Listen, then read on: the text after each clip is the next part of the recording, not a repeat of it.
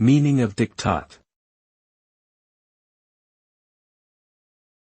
Diktat. Diktat. Diktat. Diktat. Diktat refers to an authoritative decree or order issued by a person or government.